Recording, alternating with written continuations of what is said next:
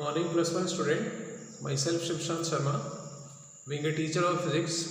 Dear student, today I will discuss the topic that is motion in plane. What does it means? Motion in either xy plane, yz plane or zx plane.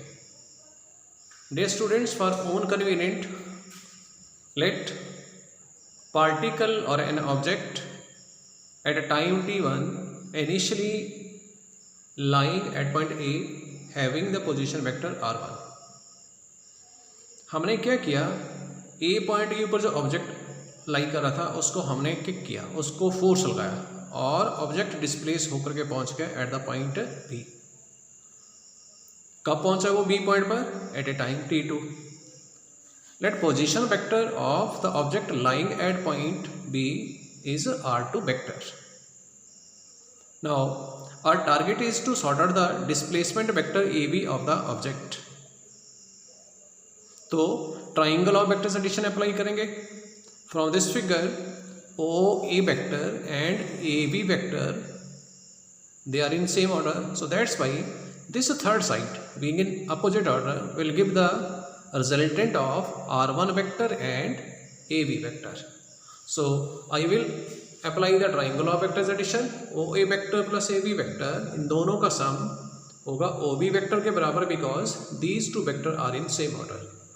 Our target is to sort out the displacement of the object. So that's why A B vector की value आ जाएगी O B minus O A. Value of O B that as पर diagram that is R two vector, O A that is R one. So that's why when the object will displace from point A to B, its displacement vector will equal to r2 minus r1 vector. So that's why velocity of the object by the definition that will equal to ab vector over t2 minus t1. Now let us apply the value of ab vector. Ab vector we have found r2 minus r1 vector. So velocity of the object during the time t2 minus t1 will equal to r2 minus r1 over t2 minus t1. Now let us cross multiply to find out the value of this what r2 vector.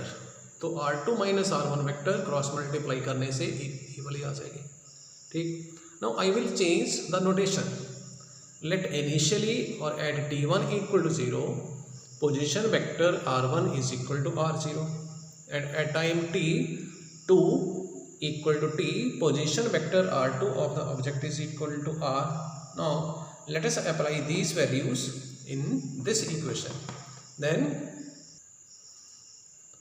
बच्चों अब हम क्या करेंगे, ये वाली value ऊपर वाली equation में अप्लाई करेंगे. Then we will get this result r minus R zero is equal to v times t minus zero. तो सिंप्लीफाई करके ये आएगा. तो r वेक्टर की वैल्यू को हम फाइंड आउट कर लेंगे. नेगेटिव इधर आकर के प्लस हो जाएगा. मोशन एक्स वाई प्लेन में हो रहा है. So that's why R vector, R zero vector and V vector को एक्स एंड वाई कंपोनेंट की फॉर्म में लिखेंगे. तो R vector X and Y component की फॉर्म में ये आ जाएगा.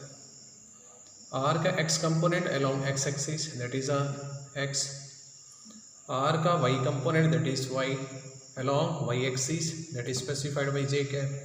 इसी तरह से आर जीरो की भी वैल्यू अप्लाई करेंगे. देन वी वेक्टर की तो आई कैप वाले कॉफिशेंट सारे इकट्ठे कर लेते हैं. आई कैप वाले X zero V X I into T. ठीक.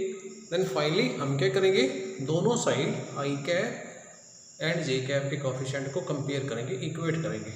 Then we will get what, इधर आई का कॉफिशेंट एक्स, तो X will equal to right hand side वाले एक्स कॉफिशेंट के बराबर. तो ये है X coefficient. Clear. Then we will get what, x equal to x0 plus vx into t. Similarly, I will compare the coefficient of j cap. Then we will get what, y equal to y0 plus v by t.